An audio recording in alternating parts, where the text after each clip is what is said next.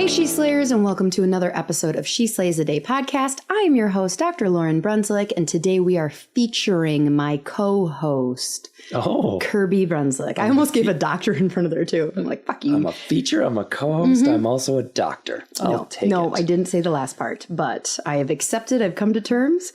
I am featuring my co-host. Why, thank you. I'm honored. It's taken 170 some episodes, but I'm comfortable with it. It's kind of like our story, which we won't retell right now, because it's embarrassing and has been told on the podcast, of how it took me like 2 or 3 years to accept that you were half owner of the business. You almost said my business, didn't you? No, I didn't. I didn't actually. I have come to terms with it. When it come to terms, I'm good. But so there you go. Take me 3 years, but featuring my co-host. You should just say, today I have my editor on.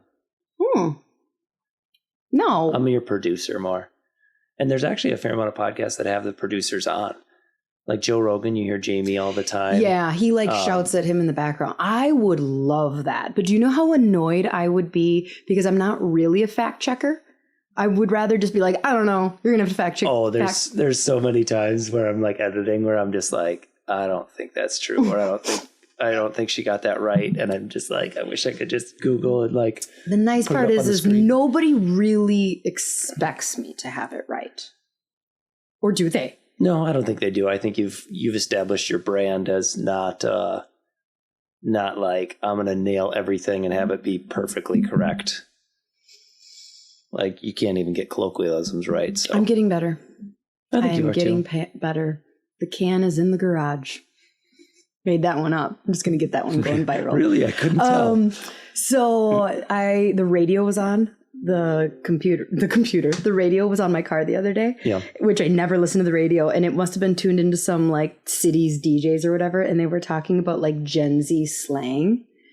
And none of it made sense at all. Just like all sus and fire and. Yeah. Yeah. And then another one I've noticed just from Gen Z talking to me through DMs is now instead of saying the word sex, they say segs. Oh, yeah. seggs. I think it's like to get around TikTok stuff or like Instagram stuff. People aren't saying that in real life. I don't know. I think maybe it started there and that's where it went because like you couldn't say it on those platforms. And then it creeped its way into real life, which is just one more example of the machines training us versus them serving us. Yeah. Like when I am saying a voice text to someone and like it's my voice, not typing, like, or a voice audio message. Mm-hmm. And I say LOL or period. And I'm like, oops. Oh. And then you like totally bust yourself because you weren't laughing. Yeah. They can hear your voice. I am laughing out loud right now. Oh shit. You know, I'm not. What do you got in that Gatorade? It's not a carbonated soda, is it? No, it's electrolytes, the salty ones. Yeah, you like those, Lament. Now, I think I want to be we can become a wholesaler at the clinic. This is not an ad. # not an ad, because I'm not. They're great. Since they're like clear and stuff too, or just like you're not supposed to have like sports drinks at the gym. But even when I have like a clear bottle, those things just make it a little cloudy and I don't feel guilty if I spilled any. Rule breaker. Such a rule breaker. Ooh, we have a cat on the podcast. There's a Cuddy. Yep, I'm just drinking my 7th cup of black coffee, but I don't know how you do it. We are into fall, and I've tested out pumpkin, and we are good. I love that just everyone in the Midwest has declared like it's fall season. It's going to be 83 degrees today. Yeah, I'm pissed about it. I'm going to wear a sweater to work anyways and just crank the air conditioning. But no, I think I'm going to learn how, now that I've ruled out dairy and pumpkin. It's funny because somebody messaged me. They're being like, would you consider raw dairy? And I was like, well, of course I'd fucking consider raw dairy. I would love raw dairy, but Starbucks doesn't serve raw dairy. So here I am in life doing my damn best. Okay. I'll take a latte. And do you have a cow back there? Straight from the cow, please. Could you just milk it quick? But no, I am definitely worried about peanut butter. I think peanut butter might be your kryptonite. No. And as we get into Would You Rather today, then yeah, I don't know. I think peanut butter would win a lot of things. Not over pizza, but over chocolate, over eggs, over avocados. So It's a nice go-to. Mm-hmm. So we'll see. It's to be determined. Everybody listening is like, you're still doing this damn elimination diet? I am. Do you know how long it takes to reintroduce everything? Which sucks. So long. Yeah, it sucks. But like things like Oreos or Doritos or French fries don't seem to be, but like potato, it's so weird. It's so weird. So anyways, today we are doing a lighthearted episode because it's been serious lately. I thought it was supposed to be serious. Well, it is, but it's a would you rather episode. Okay. It's my birthday month and you're not taking me to Puerto Rico.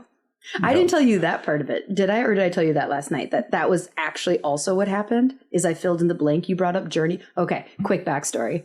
So we don't have any money right now because we spent it on a lake home. Okay, so you've all heard I'm bitter, not traveling. Kirby's heard. I'm not traveling. It's fine. I'm doing fine.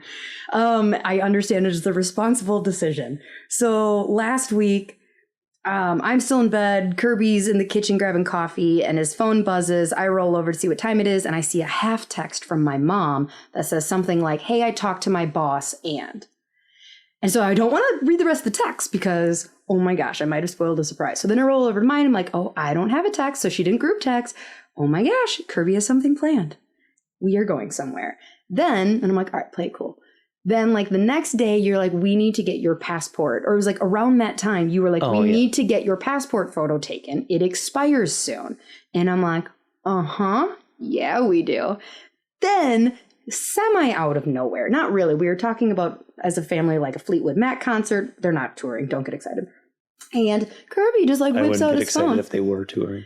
Well, no. And whips out his phone and is like, oh, Journey's in Puerto Rico in September. And this was like the third piece of evidence that I needed to create the narrative. Motherfucker, I'm going to Puerto Rico in September as my birthday present. And then a couple days later, he's looking for laptops for my mom. And I was like, oh, is that why my mom texted you the other day? And he said, yeah. I was like, oh, okay.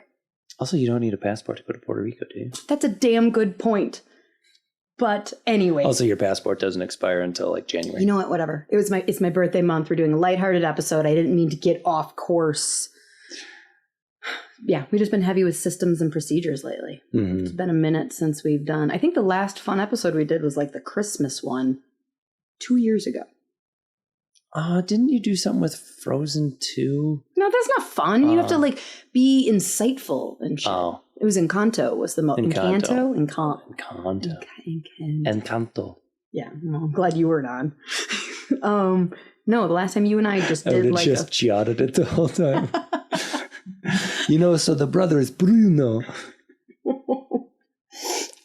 Okay, so anyways, it's been a minute, so we're gonna do a lighthearted one of Would You Rathers, but I think we're gonna get into some deep shit.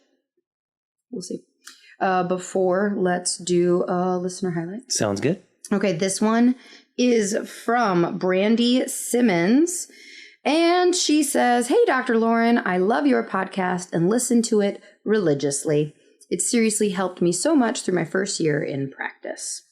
And then she goes on to say that her first year has been raw and has had so many lessons learned, and that she actually wants to be on the podcast to share her story. I've actually had quite a few new grads reach out saying that something similar to that, of like, they just were not prepared of how hard that first year is. And say like, hey, I think an episode would be great to share that. So. Yeah, I think there's definitely something there, because beyond just anyone graduating is hard, but you guys are in a unique profession where so I graduated from school going into business, and the job itself was hard, learning coworkers and systems and all that stuff, tricky, new schedule, all that tricky. But I like business, but it's not tied to my soul, and I'm not identity. Changing people's lives. And you guys just your passion, your purpose, your spirituality for so many people is tied in with your profession. And then when you go to work and you not only have the overwhelm of just adulting, but then you have the conflict of, am I doing a good job? Is this in alignment with how I view things? it's kind of a double dip into deep waters. I had another message from someone yesterday or the day before who said, I won't say their name, but they said like basically along the lines of, I'm a year in, I'm an associate. Like, you're confident. Have you always been confident? And I was like, yeah, girl, I've always been confident. Falsely confident. Yeah. But no. And she was just like, my associate doc is amazing. I don't know why, like, anybody would want me. Like, please give me hope that one day I'll feel confident. And I was just like, oh, and I told her I was not confident adjusting or in practice my first year. You just have no option except to pretend to be to the patients. But like inside, you're just like, oh, I'm the worst. Yeah. And that one is fairly universal. But again, you guys have like actual people's health in your hands. But I would say to any person going out of college and doing their first job, like you just look around and you go, oh my God, everyone's smarter than me. Everyone's better than me. Like, how am I ever going to get to that level? But there's kind of no way out but through. Yeah, it's hard. And that's what I said is like, it just takes reps. It just takes reps and reps and reps. And like, although I don't want to, not gatekeep. What's it called when you're age shaming someone? What I get accused of? I think they said gatekeeping. Yeah, they said gatekeeping information, but then they also said something else to me where it was like, basically it was using my age as over them. Oh, don't make me go refind it. It's way too far back in my DMs. But anyway, I don't mean to be ageist in saying like, yeah, sometimes it's just something that you cannot hurry the work. You can't do the work over a weekend or a month. Like it just requires you showing up to work week after week after month. I don't get to have the confidence with my patients of, oh, yeah, no, that ear will clear up. That doesn't need ear infections. Although that was a really terrible thing to admit, I say antibiotics, because we're not allowed to do that. And I would never, but like, you just don't get to have that confidence of like, I can confidently tell you as a parent that it's okay. Your child is okay because I've seen it 20 times in practice. I've seen it at home. I've dealt with it firsthand as a mom. And it's like, yeah, you just don't get some things need experience. Yep. And that's a hard thing to accept when, everything's kind of instantaneous now. But some things are just got to live through it. Yep. So to all you new grads out there who needed to be reminded that this shit is hard, it's hard for everyone, even no matter how falsely confident we are. This is just what you got to do. Do we have to do anything else before we pray? There's no bio speaker. There's nothing. We could do bios for each other. No, we're not doing that. Not in that mood. We actually need to do this podcast, not get in a fight and quit the podcast. I was going to make up a bunch of fun stuff. Yeah. Well, let's just pray. Okay.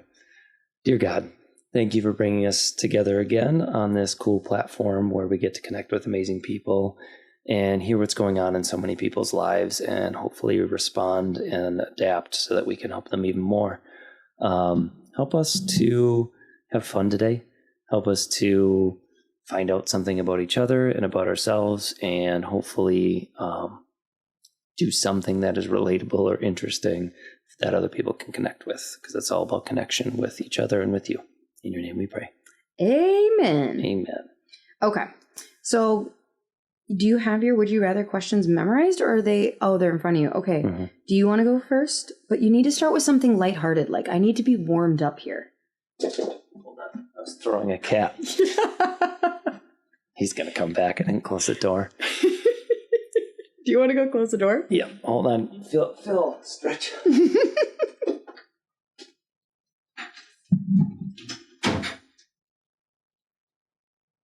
I didn't, Phil. You didn't, Phil? No. All right. We still good? Okay. Okay. So you want something lighthearted? Oh, why does your face imply that it is not going to be lighthearted? It's really lighthearted, but it's a very interesting one. Would you rather fight a chicken to death every time you get into your car or fight an orangutan to the death once a year, but you get a sword? Okay. Confidently, the chicken. Good answer. Orangutans, I've been told, are terrifying. They really, really are. And I don't think that I would get, like once a year just isn't enough for me to work on my sword skills. Mm-hmm. And so And you're eventually going to get older. Like there's old ladies who wring chickens' necks every this day. goes on forever. This is forever. Every time I get in my car. Every time you get in your car. And like anytime I get in my car, or like what if I'm a passenger in your car? Is it just like when I'm the driver? I think so. Definitely the chicken. Can I ask another question? I mean, I've already made up my decision, but like, is the chicken like a free range grass fed chicken that like? Well, that's what I was immediately thinking is like, we just get chicken every day. Yeah. Like that's awesome. Right. So let's assume that it's an edible chicken. Yeah. Do you just wring its neck? How do you kill a chicken? That's the easiest, yeah. Speaking of killing chickens, so I was kind of sad that I did not. So a month ago, your mom was in on a chicken murder. There was a chicken plan to murder lots of chickens, and we didn't get in on it. So her and her farmer friend, like basically her friend came in the spring and said, I'm going to grow chickens. You want half of them, and then we got to kill them all and get to eat them. And she was complaining that she doesn't like killing the chickens. Like she doesn't look forward to it, but it's such a good way to get this quality meat. Hashtag shit you do in rural Wisconsin. Oh, yeah. I followed a ad on Instagram that was like talking about like getting really quality meat. Do you know how much they wanted a chicken? How much? Like $20. What? It was like $20 a chicken. I suppose this was days after. Pay for organic, chicken breast. You put it together and you're like, and this was days after I had talked to your mom, because obviously my phone was listening. It was like, oh, you like chickens, Lauren? How about these chickens? But yeah, no, I legit, the more I started talking to her about it, I was like, so like, what do you do to kill the chickens? And she's like talking, and I was like, I think I could do that. And I tried getting in on it. Do they just use a hatchet and chop their heads off, or do they? I kind of forget. And it was like something about, I think, strangling them. Yeah. And then you got to like hang them upside down or something. And yeah, I think you chop the heads off and hang them upside down. I think there's like a boiling. Sorry, we should have done like a trigger warning for warning vegans or something. Oh God, vegans! I'm really sorry, but yeah. I've been thinking about that subject though too. Of like, I've always had an aversion to killing animals. Like when I was a kid, experimenting with like BB guns or whatever, I like shot a chipmunk and felt terrible, and like trying to hunt at all, I just always felt so bad. But like, I eat a lot of meat. You do. And I know that animals die for it. So I've been thinking like, maybe I should start deer hunting to like kind of own the process a little bit more. Yeah. I really wanted to go duck hunting, but I just don't love guns. Yeah, guns are scary. They're just like, I would like to like guns. Like I would like to be like, don't mess with my house, I got a gun. But they just are so loud and like, oof. I'm going to make you switch chairs if you keep shaking. It's going to be noisy for people. I was giving the gun effect. Pew, pew, pew. Pew, pew, pew. All right, so you'd pick the chicken thing too. I pick chicken too. Orangutans are way stronger than people think, and they have super long reach. So I think if you didn't kill them with the first one, you're done. They're going to have you, and they're going to be so much stronger than you. Oh, it's a bad way to die. Yeah. It's a bad way to die. Okay. Okay, if you could be... Oh, you have to be, not could. You must pick another Enneagram type. So, for those that don't know, Kirby's a 9.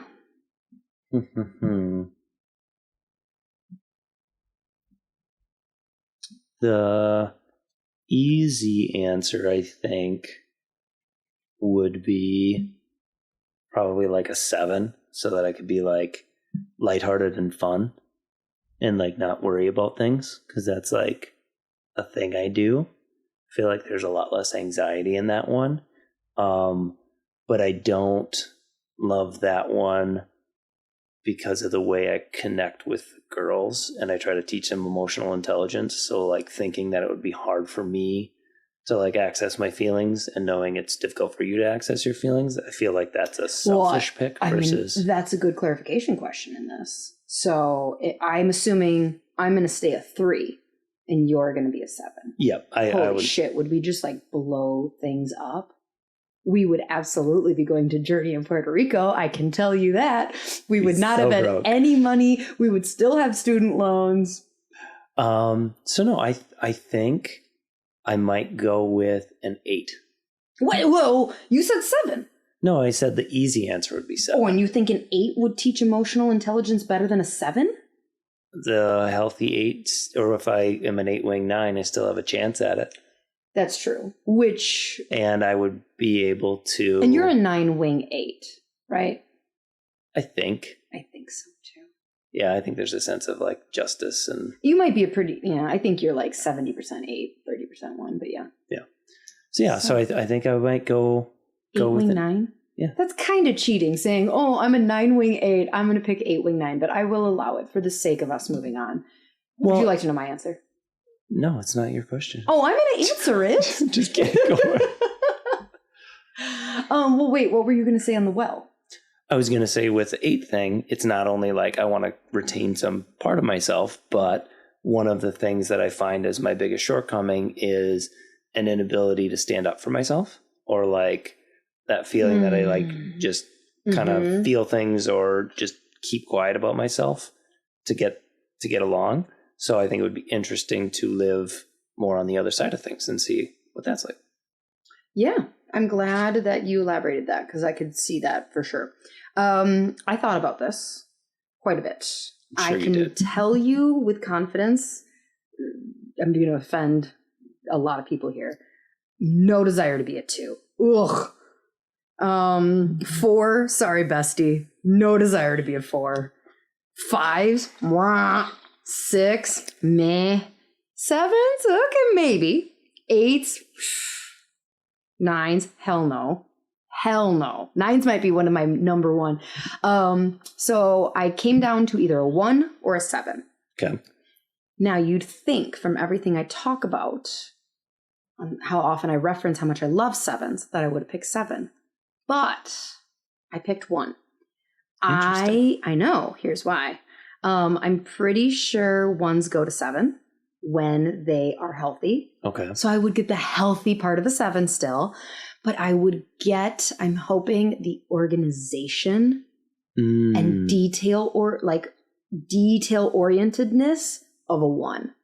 Because I know 1s who get shit done. Oh, yeah. Like major get shit doners. So like, I feel like 3s get this like, oh, I'm going to like build an empire because I'm a 3, I'm an entrepreneur. And it's like, oh no, that exists elsewhere. Like, you know, there's some major ones out there and they're just so system. Oh man. All right. I have a follow-up question. Yeah. Do you still have ADHD as your 1? Well, yeah. That's kind of the thing that leads to a lot of the disorganization now, not just so much your Enneagram. I mean, I think that the 3 is not the cause of my ADHD. So I would say, yes, my ADHD comes with me. Okay. Yeah, I just wanted you to move a tiny bit closer to the mic.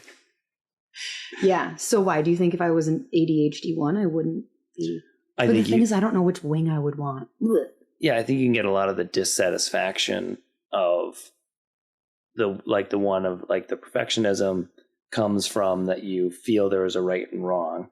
So you would want that, you would see that intuitively and hurt if it wasn't being fulfilled. But if you had the ADHD qualities that wouldn't allow you to stay focused enough to achieve the organization, you could just be in a cursed loop. Good point. My ADHD stayed then. I just get to pick. No, I changed my mind. I'm just a 1 with no ADHD. Okay. All right, your question. Oh, which one? Which would you rather question? Would you rather answer? Would you rather be one of the world's leading experts in a single field, or be the most well-rounded and versatile person in the world? Hey, She Slayers. So many of you connect with my story as a chiropractor because I started all wrong. Years into practice, I had to completely turn it around from being an insurance and pain-based model to a thriving, subluxation-based cash practice. I have a lot of ways that happened, but I am not exaggerating when I say the number one thing I changed was adding CLA's Insight scanning technology. The Insight helped grow our practice from 300 people a week to over 500 a week in the course of 1 year, purely by showing objective findings and providing reports to patients. So many docs I talk to struggle to communicate the why behind a care plan when the patient's pain goes away in a few visits. They struggle to keep patients after insurance stops paying.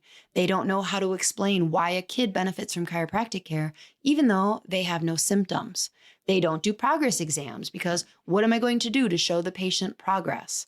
I am telling you, every single thing I just said, my answer to the doc is, are you using Insight scanning technology in your clinic yet? Because it's the solution to all of those issues. If you have questions, the staff at CLA is absolutely incredible and will help answer those questions and help implement this big change into your practice. Click the link below in the show notes as She Slays listeners get preferred pricing and hundreds of dollars off their purchase. The first one. The first one? Absolutely. Do you know how significant I would be if I was the best? Well, in the second one, you're the most well-rounded person in the world. So that's a distinction.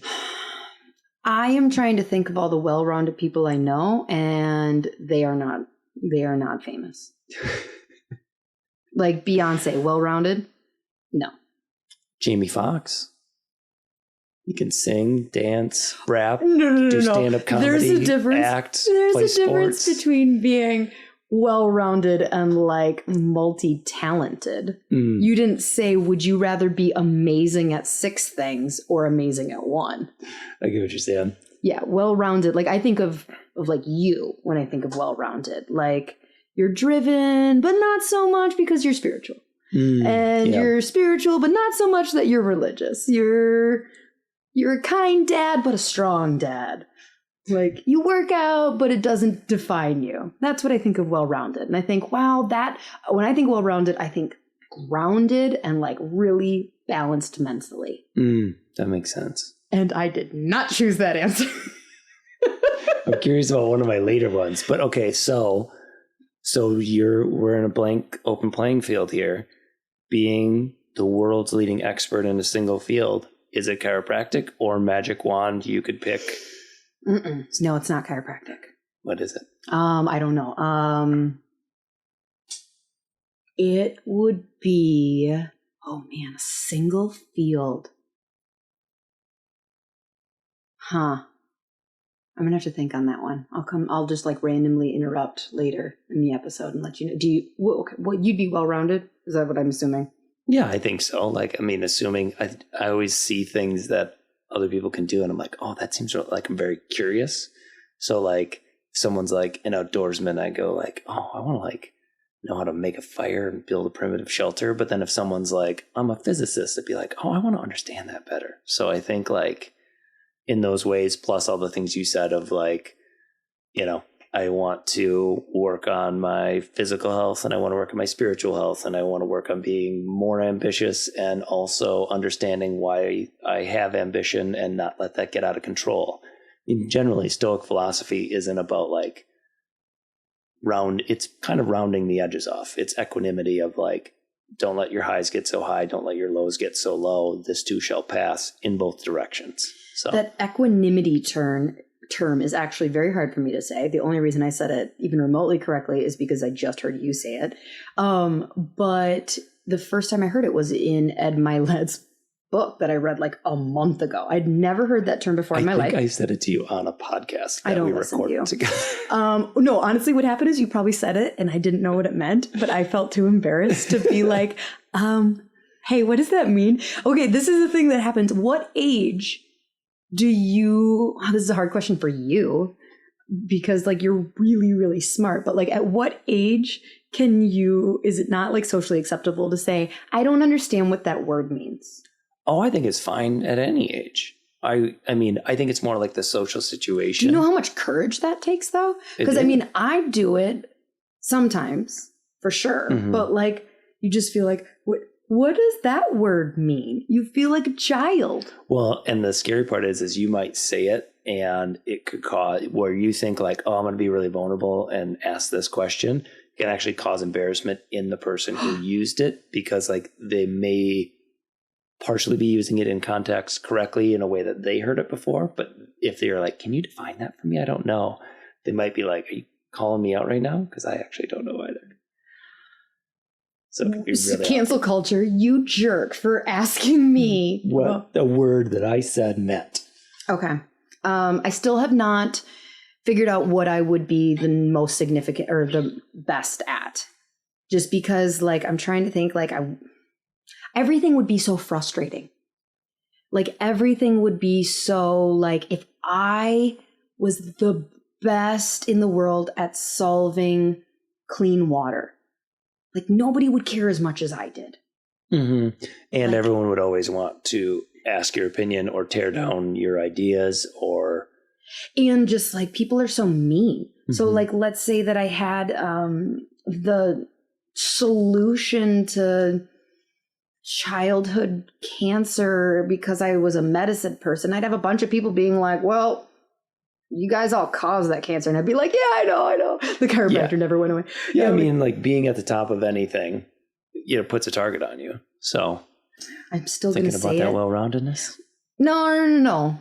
I'm just trying to picture, could I be like the number one hedge fund person? That's where my mind immediately went. Just rich as a motherfucker, but nobody knows me. Nobody knows my name. Like, I'm not Bill Gates. I'm not Warren Buffett. I'm not like somebody super rich but maybe when I'm dead, they'll make a movie about me. Mm-hmm. And Leonardo DiCaprio will pay. Wait, is he in that movie? Wolf of Wall Street? Yeah. Okay. Yeah. Yeah. All right. That's my current answer. The smartest. I don't even know what a hedge fund manager is, but I'm the best in the world. Final answer. My turn. All right. You need to watch the show Billions because it's about the smartest hedge fund people in the world, but it's like a drama and it's terrifyingly stressful. Well, that's because they're trying to make it stressful. Okay. Next question. Would you rather your child gets all the vaccines and becomes a chiropractor, or gets none of the vaccines and becomes a pharmacist? Can I do a delayed schedule? No, you can't. Do they have to get No, good follow-up question. Absolutely not. Do they have to get them all at once? Well, you have to do the schedule. Normal schedule. Schedule. And they also have to get the mRNA COVID vaccine? And boost like a mofo. So like at this point in time, our 10 and 7-year-old would have probably had 2 or 3 COVID vaccines and a flu one just in the last year. But they go on to be a chiropractor. I am going to go no vaccines and be a pharmacist because I think there are stereotypes on all things of you build a mental model of a chiropractor is barefoot, non-vaccinating, but we know chiropractors who aren't that. Right. And you think a pharmacist is a pill pusher. Yep. To be derogatory on the other, so I think if we get to keep raising our kids and teaching them our values and our thoughts and also intellectual curiosity, I am sure that you can be a pharmacist who understands the drug industry and the current medical complex and who gets their degree and wants to make a difference by being responsible in what they do. Yep. So I think that's kind of my way to eke out of it is I'd rather keep our children learning and growing the way they are and not compromise that and hope that they make good decisions in the future. Yeah, I think I would agree. Yeah. All right.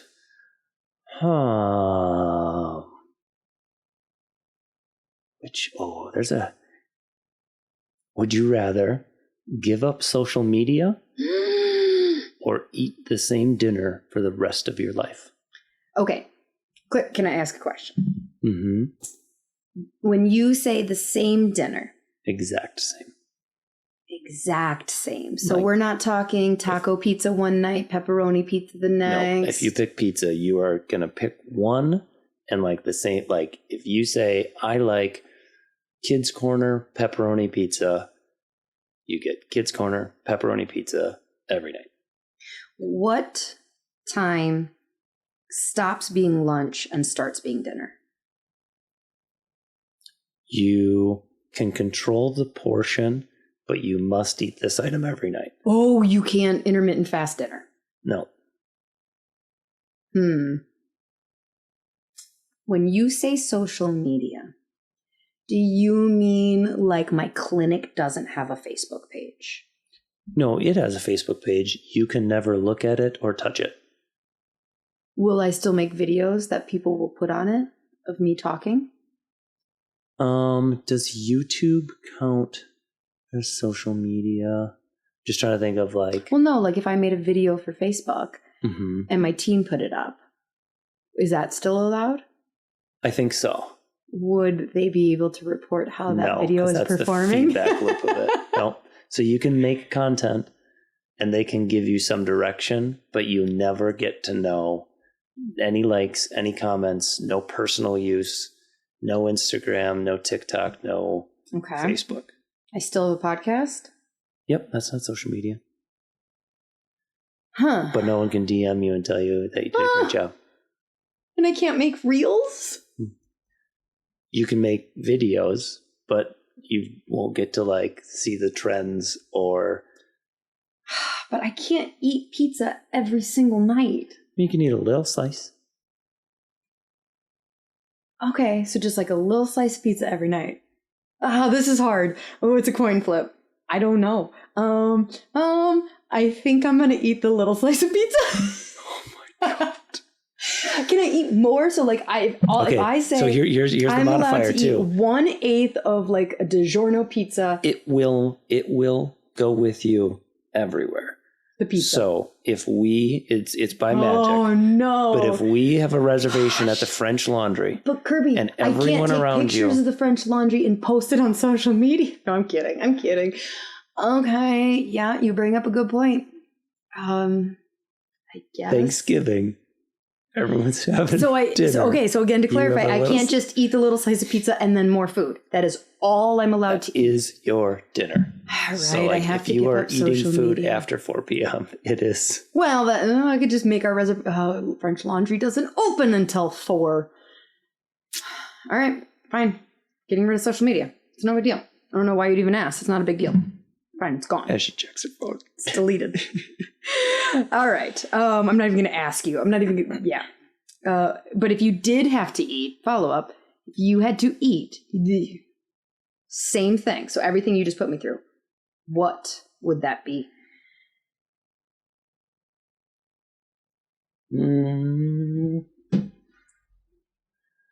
Gosh, it's hard. Like something that I know I would never always be in the mood for something. I almost want it to be something healthy, just long term. Like my quick gut answer was like Culver's cheeseburger. Like, just because I like it so much and that's my go-to. Like, I'm hungry and I don't want to make anything. But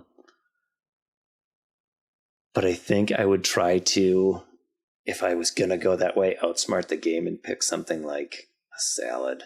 Oh my God. That has like meat on it. That's the word. Okay, as somebody going through an elimination diet, I can tell you. Well, I get to eat like a normal person the rest of the day. Yeah. But when you are not in the mood to eat healthy, you are so hungry for the other food versus when you are like this is the only junk food you can have. You can go like, I will eat fine. Oh, but you have to eat it. I said you could control the portion size, but it still does have to be your dinner. And you can just be so excited to eat a salad the next day. Mm-hmm. So, I don't know. I disagree with your answer. Culver's cheeseburger. All right.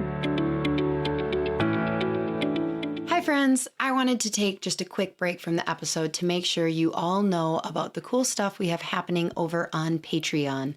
I did the first 175 episodes of She Slays, just putting content out there, getting DMs, interacting with you that way. But then we decided to do something more, something really cool, and it's all through Patreon. We have 3 membership tiers, and each one comes with some great benefits. First, there's the Buy Me a Coffee tier. It's $3.99. $3.99, literally less than my normal coffee order at Starbucks, which is $5.95. This is the tier to just say, thank you for the work. Trust me, it costs a lot more than you think to put together this podcast, but that's not all you get. You also get access to the first 50 episodes of She Slays that are no longer available to normal podcast apps. Next is the She Slays supporter tier for $12.99 a month. You get all the stuff from the first tier and some amazing bonus content. After every interview, I have the guests stick around and answer some fun and interesting speed round questions. Has Elise Rigney ever seen a ghost? Has Tony Ebel ever slapped someone in the face? You'll never know if you don't join. But it's not all fun and games. For this level, I also provide a monthly training episode only available to Patreons. These are quick and action-packed episodes that will help your practice. Finally, we have the full-on She Slayer level. For $24.99 a month, you get everything from the previous tiers and a live monthly Zoom session where I tackle the issues most important to members at this level. Who knows? Maybe you could have a live coaching session that turns into one of these episodes. Also, if you have a practice for sale or need an associate, at this level, you can tell me and I will tell the world on one of my public episodes that goes out to thousands of people a month, including a ton of students and new associates. So go check it out at the link in the show notes, and I will see you on Patreon. Okay. My question. Would you rather be abducted by aliens and you're returned safely to Earth, or have a transcendent ayahuasca experience? That's hard. I think abducted by aliens. Okay. Because... You'd be the most significant person in the world? No. What if they couldn't? What if like they told me I could never tell anyone? I'd still probably pick it. Because, one, it would confirm that there is something else out there, which has always been like an interesting question. I would get to experience, I'm assuming, some kind of insane travel that would like probably open my mind to different possibilities too. Mm-hmm. And then the day after I got back, if I wanted to, I could go do ayahuasca. But I can't have an ayahuasca experience and then be like, and tomorrow I will choose aliens. Would you do ayahuasca? Yeah. Yeah? Yeah. I'm too scared. No, Too scared. I'd want to do it like with, a shaman. Yeah. The control thing. It's just, I don't think I'll ever do breath work again because I hated it so much. Oh, I thought breathwork was really interesting. Yeah, no, it was terrible. Control. But how do I release my control except do that? So that's the thing, is the whole thing is about like most people who have transcendent experiences through mushrooms or ayahuasca or whatever is basically they go through an ego death and then they realize that nothing is in their control, everything's connected, and it releases them from their anxiety and fears. How long do you think that lasts for? Well, it depends on what you're doing it. Oh, you're saying like how much into their life? Yeah. I've heard from, why can't I think of his name? He co-wrote Chappelle's Show. Hilarious comedian. Well, I'm not going to remember. I'll think of his name in a second. But he has done ayahuasca a bunch lately, and he said like he did it the first time, and then he kind of floated through and like was awake to life for a couple weeks. And then he found himself starting to get into, different habits and stuff that kind of brought him back down to earth. So he does it fairly often to like remember like what's really going on. That doesn't seem healthy either. Well, and that's the thing that Ram Dass talks about of like, so he did a lot of psychedelics, and then he went to India and met people who had never done psychedelics. and who still found and were able to sustain that experience. Mm-hmm. And they also did interesting studies where they gave massive amounts of psychedelics to like gurus or like monks, and it had almost no effect on them. Shut up. Mm-hmm. Isn't that cool? Why wouldn't it have an effect? Because they're already connected with everything and they've already opened their mind. So a drug that opens your mind to universal connection and perception, you're already there. You know, maybe the walls aren't melting, but if you're willing to accept whatever's in front of you, then things going nuts around you don't make you go nuts. You want to know what's weird is like, so I have this like alter life that is so different than what I am, that is just so appealing. Like the idea of being a social media-less, childless, like monks, like just basically a Mother Teresa, you know, in a third world country, living in a yurt, no pizza, like just like that is so appealing. You don't have like opposite appeals. Like you don't think, like you don't go like, oh man, sometime, like I just assumed that the brain goes to like the opposite and was like, oh, that would be fantastic. Like you don't think like, man, I'm going to be the best hedge fund manager and I'm not going to have any kids and I'm going to have my own plane and I'm going to. Oh yeah. I think there's like a little bit of that fantasy stuff sometimes, but I also kind of was going down that path in actual life and saw like I got to experience, I'm going to go be a corporate consultant and work my way up and all that. And I was just like, oh yeah, that wasn't that fun either. And I actually deeply, deeply enjoy my current life. So there's less of like I think mine might be more of actually kind of along the same veins as you, of like a nomadic existence or like a helping existence. But I don't feel that far from it. So it doesn't feel like an opposite life.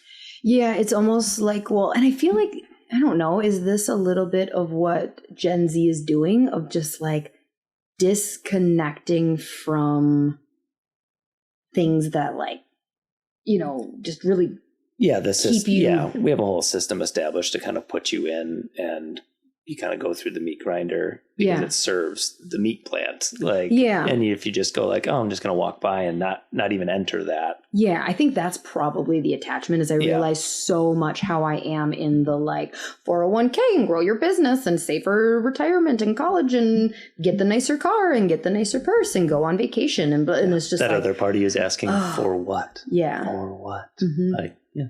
So you do ayahuasca then? In my 50s.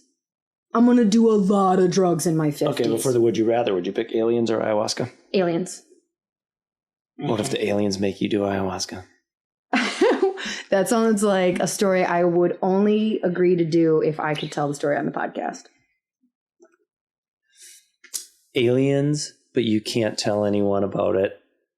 Did I tell you? Yes, I'm the only person, and I will not repeat it. The aliens have put a spell on me or whatever. Oh, man. Or ayahuasca, and you can go on every podcast and talk about your experience. Ooh. Okay. Can you... Neil Brennan. That's the name of the guy.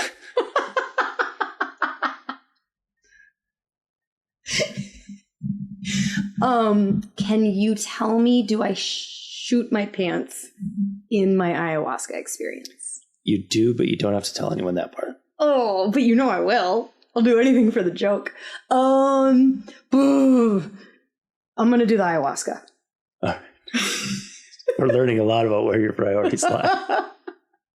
Are we learning that? We didn't know this.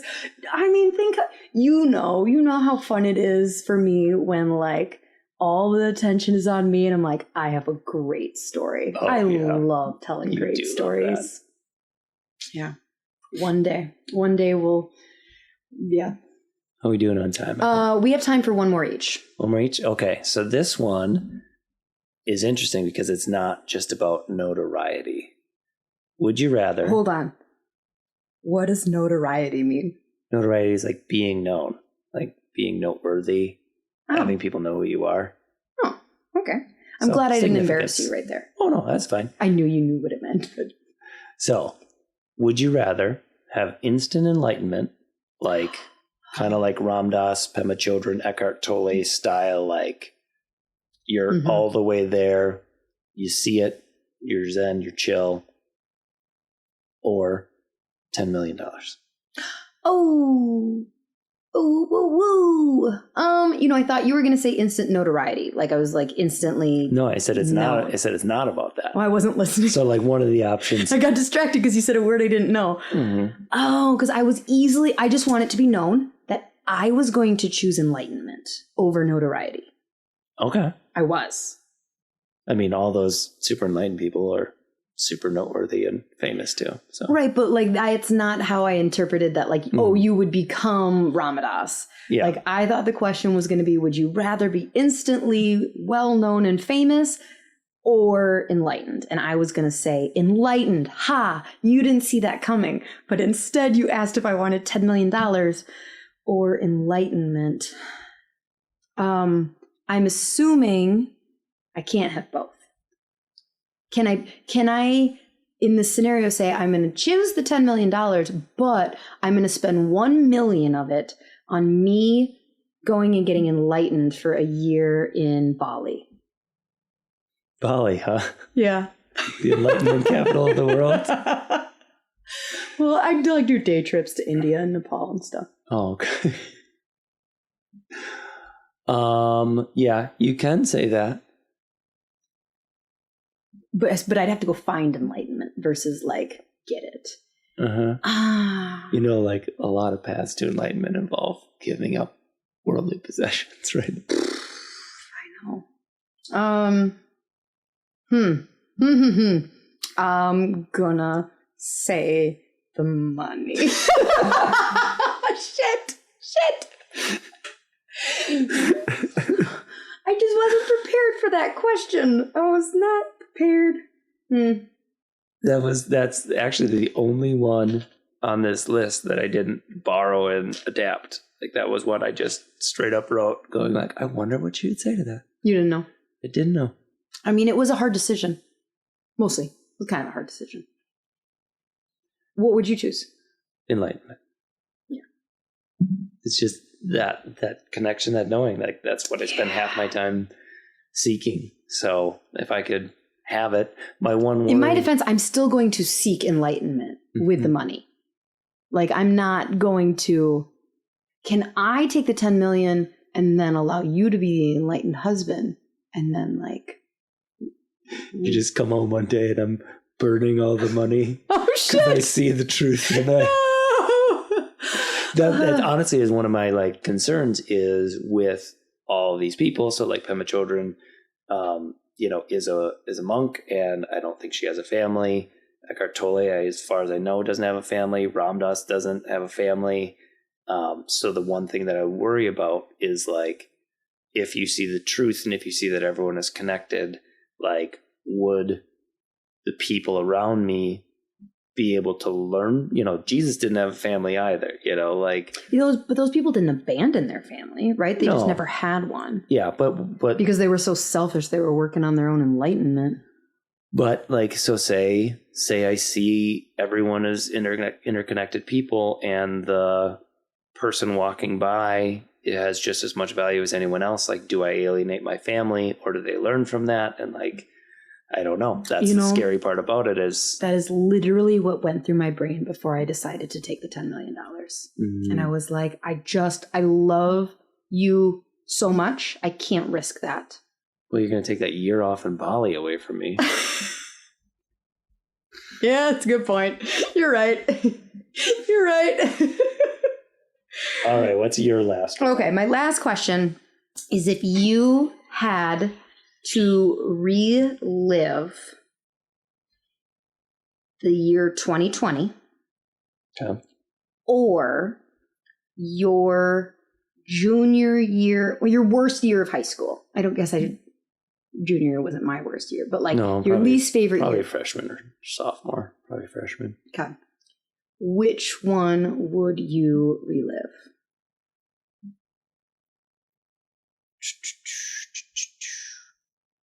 2020. Yeah, how come? Because I feel like, do I have the same knowledge I have now? Or I'm just... No, you got it. Because isn't that part of the trauma? Yeah, is the unknowing, the uncertainty, including in high school. Where it's like saying like, oh yeah, go back to that high school year, but now you get all the wisdom of a 37-year-old who's like... Like you just, like, it got set back to rewind. Everything happens the same, but you have to go through all those motions. Mm-hmm. I think I would pick 2020 because of the fact that, like, I know it works out relatively, you know? And... High school didn't work out for you? I'm saying, like, I still have all my same values. Yep. I still have all the people I care about. Like, and I can weather that and do it, I think, fairly gracefully. And we went through stuff, but we went through it together and as a team and as a family. Whereas, like, freshman year of high school, while I did have a very loving and supporting family, was just a lot of feeling of confusion and aloneness. Mm-hmm. And I would rather go through hardship but have community than go through, you know, at the time it feels like hardship, but looking back, like, nothing bad happened to me my freshman year, nothing bad happened to me in all of high school. Like, go through... Think about the heartbreak, though. Oh. Gosh. I don't even think I had a girlfriend at all yet, so I don't think I well, you didn't pick the worst high school year then. Yeah, but even, yeah, like those of, like, you know what I'm saying, though, is like the overwhelming feeling of being like, you, even if you had friends, that like no one had it as bad as you, or like, this is the worst I'm ever going to feel because my girlfriend of 3 months dumped me.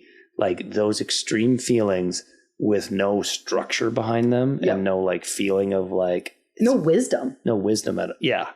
Like, I would much rather relive a bad year in my current life than a good year in, like, confusion. Oh.